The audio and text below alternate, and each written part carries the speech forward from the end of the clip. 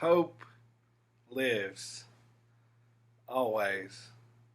Right before the pandemic began, my daughter was given some seeds, some flower seeds, by her Sunday school teacher back when we could meet and have Sunday school. She didn't know what kind of seeds these were, and so she planted them in our garden at home.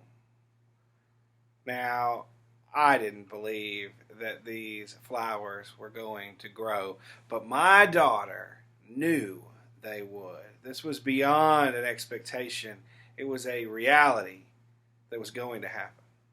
And as the tomatoes and other things grew in the garden, there were weeds that also came up.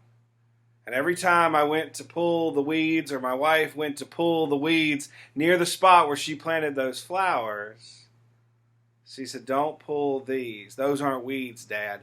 Those are flowers. I'm telling you, they look like weeds." Whatever was growing there was the same as the weeds that I was pulling up everywhere else.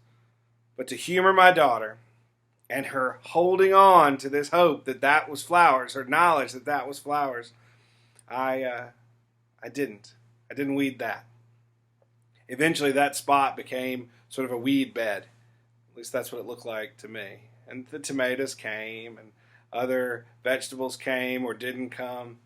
But still, my daughter would not let me pull anything from that little area. And then, out of nowhere, what I thought was weeds the entire summer erupted and climbed over the other plants and climbed over the sides of the beds and climbed up the rails that we put in for the beans and the cucumbers to climb. And it was filled with red flowers everywhere. We grew flowers in that garden better than we grew anything else. All because my daughter knew that they were going to grow. Her hope was that real.